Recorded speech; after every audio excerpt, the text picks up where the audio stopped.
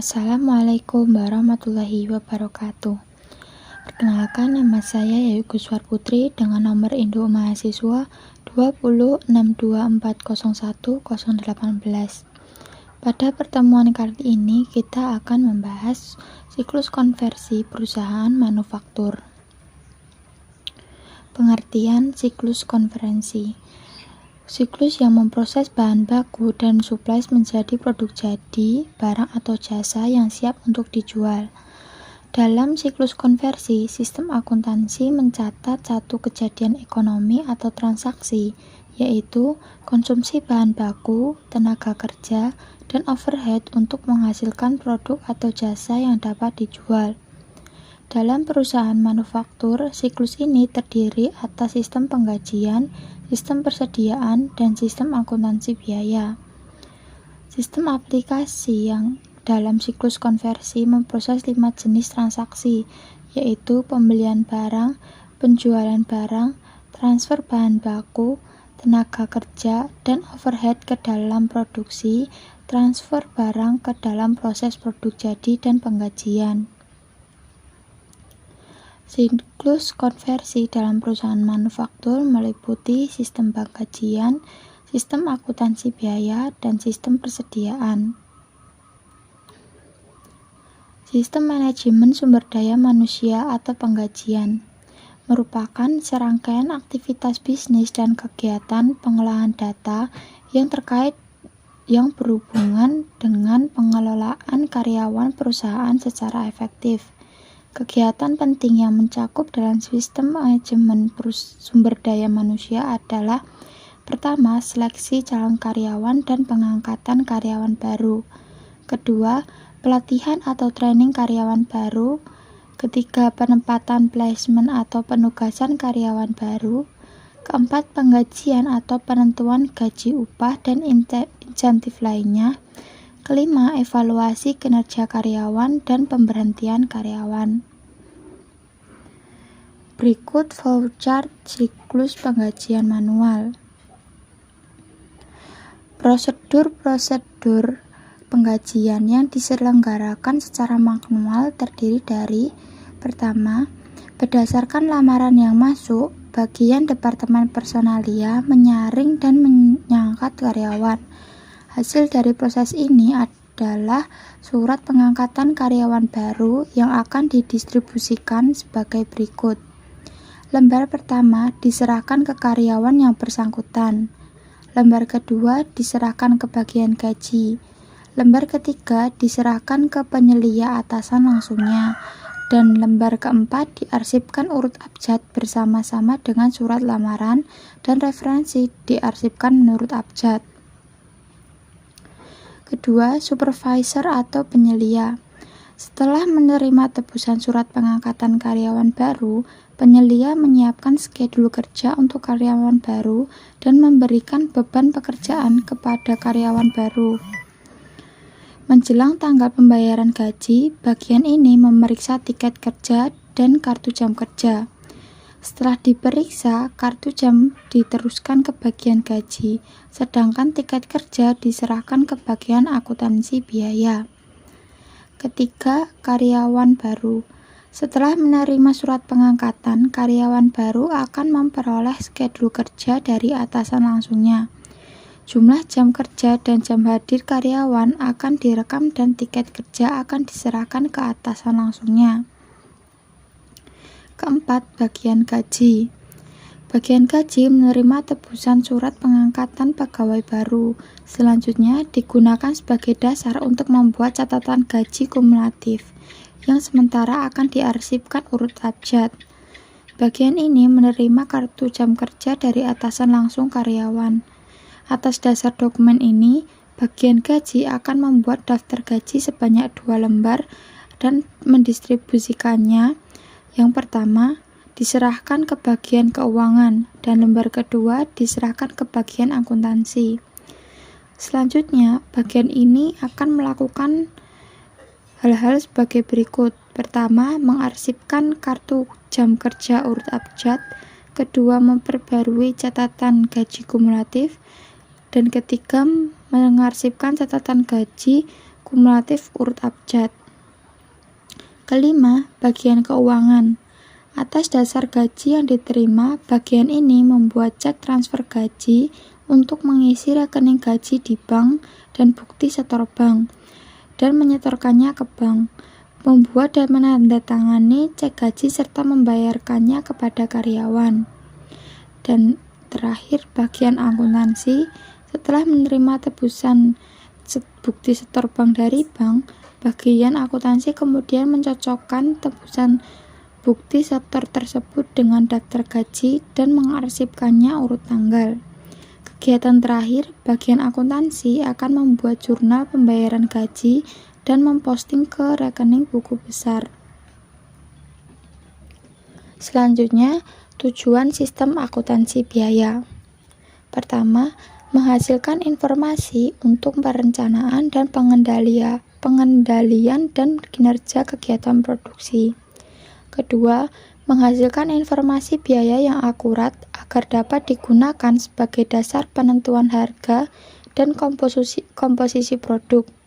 Ketiga, menghasilkan informasi yang dapat digunakan untuk menghitung nilai persediaan dan HPP. Sistem akuntansi biaya meliputi siklus produksi persediaan. Siklus produksi adalah rangkaian aktivitas bisnis dan operasi pemrosesan data terkait yang terus terjadi yang berkaitan dengan pembuatan produk. Sedangkan siklus persediaan adalah rangkaian aktivitas bisnis yang berkaitan dengan pengendalian persediaan produk suatu perusahaan. 3 fungsi sistem informasi akuntansi dalam siklus produksi. Pertama, menjelaskan aktivitas siklus produksi serta membahas data mengenai pengumpulan dan proses biaya aktivitasnya. Kedua, membahas tujuan pengendalian utama dalam siklus produksi serta mampu mendesain dalam hal mencapai tujuan. Ketiga, mampu secara efektif dan efisien dalam menyimpan serta mengatur informasi yang dibutuhkan dalam membuat keputusan. Proses produksi. Dalam pembahasan ini, proses produksi terdiri dari prosedur pencatatan barang atau produk jadi, prosedur pencatatan harga pokok jadi yang dijual, prosedur pencatatan harga pokok persediaan, dan prosedur permintaan dan pengeluaran barang gudang. Berikut flowchart pencatatan barang jadi. Pertama, bagian produksi membuat bukti pengiriman barang jadi rangkap 3. Lembar pertama dikirim bersama barang ke bagian gudang. Lembar kedua dikirimkan ke bagian akuntansi dan lembar ketiga disimpan sebagai arsip. Kedua, bagian akuntansi menerima bukti pengiriman barang jadi lembar 2 dari produksi. Kemudian diarsip untuk dijadikan bukti bahwa bagian produksi telah menyelesaikan produk jadi dan sudah melakukan pengiriman ke bagian akuntansi. Ketiga, bagian gudang menerima barang jadi dan bukti pengiriman barang jadi lembar 1 dari bagian produksi. Berdasarkan bukti pengiriman barang jadi tersebut, bagian gudang mengisi kartu gudang yang menyatakan bahwa bagian gudang menerima barang jadi sejumlah unit barang jadi yang telah ditransfer oleh bagian produksi. Keempat, setelah mengisi kartu gudang, bagian gudang meminta tanda tangan untuk mengetahui produk jadi yang masuk ke bagian gudang ke bagian akuntansi. Selanjutnya, bagian akuntansi menerima kartu gudang untuk ditandatangani sebagai bukti penerimaan barang jadi. Setelah itu, mengirimkan kartu gudang yang telah ditandatangani ke bagian gudang. Selanjutnya, berdasarkan kartu gudang yang telah ditandatangani, bagian gudang membuat surat penerimaan barang jadi rangkap 3. Lembar pertama dikirimkan ke bagian akuntansi, lembar kedua dikirimkan ke bagian produksi, dan lembar ketiga disimpan sebagai arsip. Langkah ke-7, bagian akuntansi menerima SPJB lembar 1 dari bagian gudang. Berdasarkan SPJB lembar 1 tersebut, bagian akuntansi mengisi kartu persediaan yang digunakan untuk mengetahui persediaan barang jadi yang telah masuk. Ke-8, setelah mengisi kartu persediaan, bagian akuntansi mencatat di jurnal tentang persediaan barang jadi yang masuk.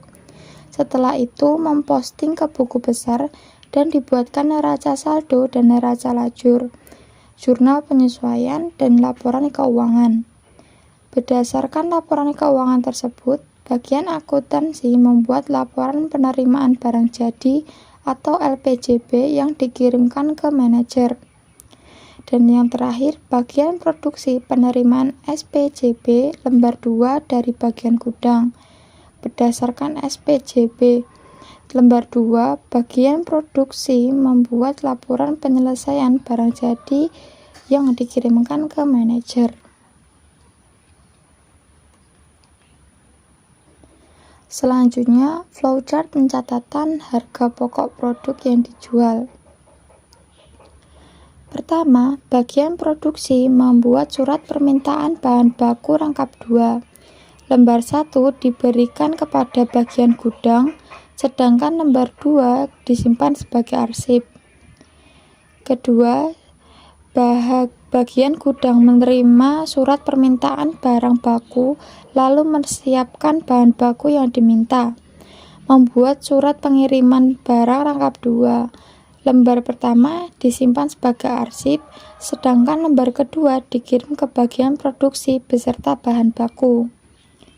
Selanjutnya, bagian produksi menerima surat pengiriman dan barang, lalu melakukan produksi. Setelah itu membuat laporan DM, DL, dan FOH rangkap 2. Lembar pertama disimpan sebagai arsip dan lembar kedua dikirim ke bagian akuntansi.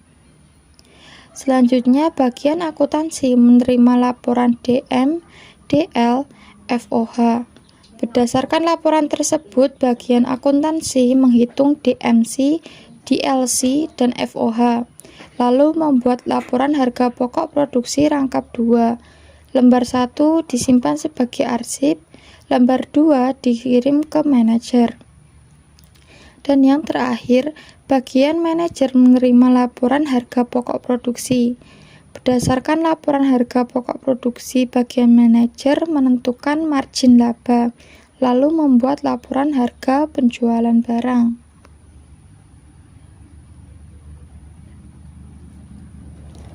Selanjutnya, flowchart pencatatan harga pokok persediaan.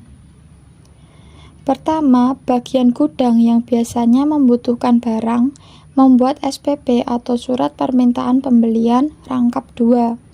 Lembar pertama dikirim ke bagian pembelian dan lembar kedua disimpan oleh bagian gudang sebagai arsip. Selanjutnya, bagian pembelian menerima SPP lembar 1 dari bagian gudang. Berdasarkan SPP lembar 1, maka bagian pembelian membuat SPPH. Ketiga, SPPH tersebut dikirimkan ke bagian supplier dan supplier membuat SPH. SPH tersebut dikirimkan ke bagian pembelian. Berdasarkan SPH tersebut, bagian pembelian membuat SDP atau surat daftar pembelian dikirim ke manajer untuk mendapat persetujuan. Keempat, jika manajer menyetujui SDP tersebut, maka SDP yang telah disetujui dikirimkan kembali ke bagian pembelian. Jika tidak, maka kembali ke transaksi awal. Selanjutnya, berdasarkan SDP yang sudah disetujui, bagian pembelian membuat SOP atau surat order pembelian rangkap 4. Lembar pertama dikirim ke supplier, lembar kedua dikirim ke bagian keuangan, lembar ketiga dikirim ke bagian gudang, dan lembar keempat disimpan sebagai arsip. Selanjutnya, supplier menerima SOP lembar 1 dari bagian pembelian. Kemudian, supplier membuat faktur rangkap 2. Lembar ke-1 dikirim beserta barang pesanan ke bagian pembelian, dan lembar kedua disimpan sebagai arsip. Bagian pembelian menerima faktur beserta barang pesanan dari supplier. Kemudian faktur dan barang dikirim ke bagian gudang.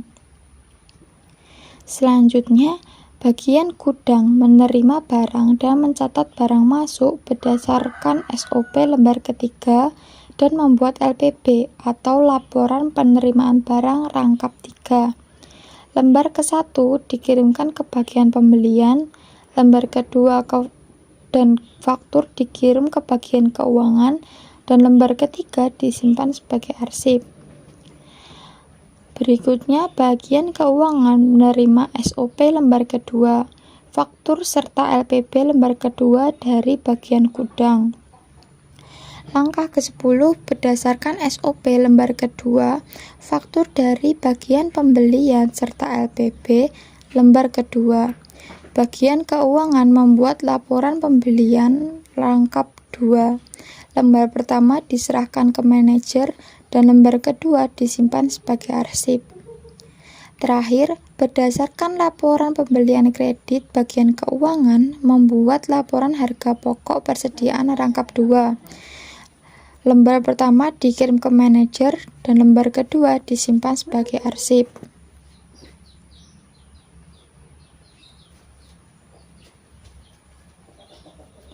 Selanjutnya, flowchart permintaan dan pengeluaran barang gudang. Pertama, bagian produksi membuat surat permintaan bahan baku sesuai kebutuhan rangkap 2. Lembar pertama dikirim ke bagian gudang dan lembar kedua disimpan sebagai arsip. Selanjutnya, bagian gudang menerima surat permintaan bahan baku dari bagian produksi. Ketiga, berdasarkan surat permintaan bahan baku, bagian gudang membuat surat pengiriman bahan baku rangkap 2. Lembar pertama dikirim ke bagian produksi beserta bahan baku yang diminta, dan lembar kedua disimpan sebagai arsip. Selanjutnya, berdasarkan surat pengiriman bahan baku, bagian gudang membuat bukti permintaan dan pengeluaran bahan baku gudang rangkap 2. Lembar pertama dikirim ke bagian akuntansi dan lembar kedua disimpan sebagai arsip. Selanjutnya, berdasarkan bukti permintaan dan pengeluaran bahan baku, bagian gudang membuat laporan persediaan bahan baku rangkap 2. Lembar pertama dikirim ke bagian akuntansi dan lembar kedua disimpan sebagai arsip. Berikutnya, bagian produksi menerima surat pengiriman bahan baku beserta bahan baku dari bagian gudang. Selanjutnya, bagian produksi memproduksi bahan baku menjadi barang jadi ke bagian gudang. Langkah selanjutnya, berdasarkan barang jadi, bagian gudang membuat laporan barang jadi rangkap 2. Lembar pertama dikirim ke bagian akuntansi dan lembar kedua disimpan sebagai arsip. Berdasarkan laporan persediaan bahan baku, bukti permintaan dan pengeluaran bahan baku gudang, dan laporan bahan jadi, bagian akuntansi membuat laporan permintaan dan pengeluaran barang gudang rangkap 2. Lembar pertama dikirim ke manajer dan lembar kedua disimpan sebagai arsip. Cukup sekian presentasi dari saya, semoga dapat dipahami. Wassalamualaikum warahmatullahi wabarakatuh.